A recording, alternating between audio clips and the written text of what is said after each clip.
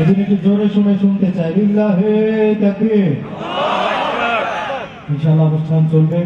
আমাদের আয়োজিত আগমনকারী অনেক মেহমানগণ এখনো বাকি আছেন।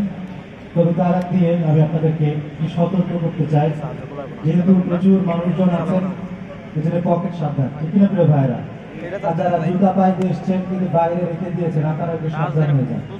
তবে ইদানিং যা বোঝা যায়, জুতা যে সবসময় পায়ের জন্য হয় ব্যাপারটা এমন নয়। অনেক সময় নাস্তিকদের জন্য জুতা প্রয়োজন আছে, ঠিক না? কিছু কিছু মানুষ আমরা দেখেছি আমাদের সমাজে এমন এমন কার্যকলাপ করে, তাদের উত্তর দেওয়া আমাদের মুখে সম্ভব হয় না, তখন আমাদের জুতার বাড়ির প্রয়োজন হয়, ঠিক কিনা বলেন?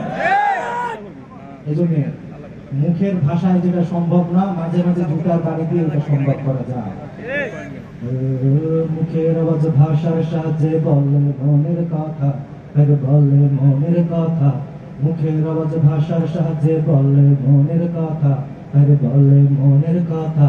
যে কথার প্রকাশ নাই তার প্রকাশ মাধ্যম জুতা, ঠিক না? দামি জুতা পরলে বুঝি, দামি জুতা পরলে বুঝি বাড়বে নিজের মান সম্মান। পায়ে পড়লে সম্মান জুতা, গায়ে পড়লে অপমান। পায়ে পড়লে সম্মান জুতা, গায়ে পড়লে অপমান। আপনারা ঠিক কিনা? শোনেন, এই যে গায়ে পড়লে, পায়ে পড়লে সম্মান জুতা, গায়ে পড়লে অপমান, এতটুকু আমার সাথে একটু কম ছেড়ে গাইতে হবে। আপনারা রাজি আছেন তো ইনশাআল্লাহ? আজ সাথী ভাইরা দাঁড়িয়ে আছেন, ভিতরে জায়গা আছে, আপনারা নিয়ে বাড়ি একটু বসে যায়। পায়ে পড়লে সম্মান জুতা, গায়ে পড়লে অপমান। সবাই একসাথে, পায়ে পড়লে সম্মান জুতা, গায়ে পড়লে অপমান। আপনারা যারা দাঁড়িয়ে আছেন কষ্ট করে বসে যান, বসে গেলে পাবেন সম্মান, দাঁড়িয়ে থাকলে অপমান, ঠিক না? নিজকে খোদা দাবি করে নমরুদ করলো গাদ্দারি। জুতার বাড়ির প্রথম ইতিহাস। নিজকে খোদা দাবি করে নমরুদ করলো গাদ্দারি, মাথার ব্যথা ঠিক করিতে খাইলো রে জুতার বাড়ি। নিজকে খোদা দাবি করে নমরুদ করলো গাদ্দারি, মাথার ব্যথা নিরাময়ে খাইলো যে জুতার বাড়ি। যে ভাইরা, এই নমরুদ আর ফেরাউনের ঘটনা কোরআনে আছে, এগুলো যদি না থাকতো আমাদেরকে কোরআন হাদিস বুঝতে কোনো সমস্যা হতে প্রিয় ভাই। কিন্তু আল্লাহ তাআলা নমরুদ আর ফেরাউনের ইতিহাস কেন দিয়েছেন? মূলত এটা দিয়ে আল্লাহ তাআলা বুঝিয়েছেন, আল্লাহ যেমন নমরুদ আর ফেরাউনদেরকে ধ্বংস করেছে, ভবিষ্যতে যদি আগামীতে যদি কোনো নব্য ফেরাউনের জন্ম হয়, এই 24 এসে যদি কোনো নব্য ফেরাউনের জন্ম হয়, আমার আল্লাহ যেমন মুসার জামানার ফেরাউনকে ধ্বংস করেছে, 24-এর ফেরাউনকেও সেভাবে ধ্বংস করবেন, ঠিক কিনা বলে? নিজকে পাপের, নিজকে খোদা দাবি করে নমরুদ করলো গাদ্দারি, মাথার ব্যথা নিরাময়ে খাইলো যে জুতার বাড়ি।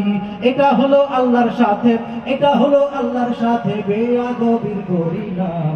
পায়ে পড়লে সম্মান জুতা, গায়ে পড়লে অপমান। সবাই, গায়ে পড়লে সম্মান জুতা, গায়ে পড়লে অপমান।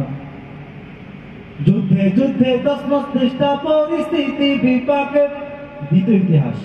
যুদ্ধে যুদ্ধে তসমস চেষ্টা, পরিস্থিতি বিপাকে, হঠাৎ করে পড়লো জুতা বুশের গায়ে ইরাকে। আমরা এখনো দেখতে পাই অনেকেই আবার এই জুতার বাড়ি খাওয়ার জন্য প্রস্তুতি নিচ্ছে, ঠিক কিনা বলে? আমরা বলতে চাই আপনারা সাবধান হয়ে যান। যারা আবু জাহেল আর বুশের দোসররা আছে, এই বাংলার জমিন এটা কোরআন হাদিসের জমিন, এটা ইসলামের জমিন, এটা আলেমদের জমিন। এই জমিনে যদি কোনো নাস্তিক মুরতাদরা আমাদের মুসলমানদের মধ্যে কোনো কারসাজি করতে চায়, মুসলমানরা সেটা সহ্য করবে না, ঠিক কিনা বলে? যুদ্ধে যুদ্ধে তসমস চেষ্টা, পরিস্থিতি বিপাকে, হঠাৎ করে পড়লো জুতা বুশের গায়ে ইরাকে। সাংবাদিকের জুতা হইল, সাংবাদিকের জুতা হইল বুশের বিদায়ী সম্মান। পায়ে পড়লে সম্মান জুতা, গায়ে পড়লে অপমান। পায়ে পড়লে সম্মান জুতা, গায়ে পড়লে অপমান। মানিকগঞ্জের ভাইদেরকে আরেকটা কথা বলে যায়, আলেম উলামার এই বাংলাতে ইত্যাদিদের ঠাঁই না। আমার কথার সাথে আপনারা একমত? মানিকগঞ্জের ভাইদেরকে আরেকটা কথা বলে যায়, মুসলমানদের এই জমিনে কাদিয়ানীদের জায়গা নাই। নাস্তিক মুরতাদ যত আছো, আরে নাস্তিক মুরতাদ যত আছো, হয়ে যাও তোমরা সাবধান।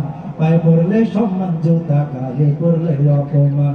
পায়ে পড়লে সম্মান জুতা, গায়ে পড়লে অপমান। দামি জুতা, দামি জুতা, দামি জুতা, দামি জুতা, দামি জুতা, দামি জুতা, দামি জুতা, দামি জুতা যতই হবে দামি জুতা, দামি জুতা, দামি জুতা।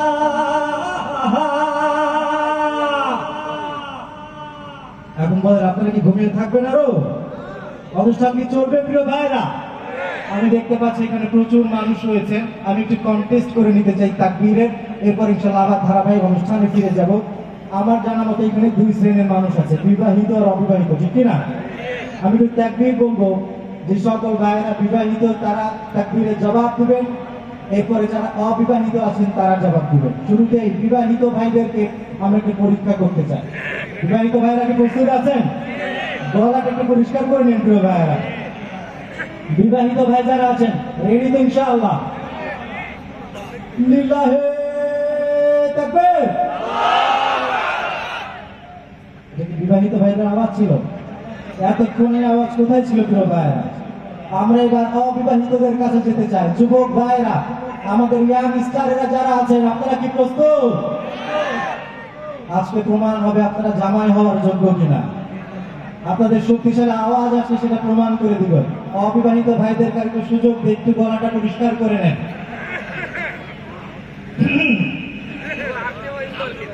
লিল্লাহে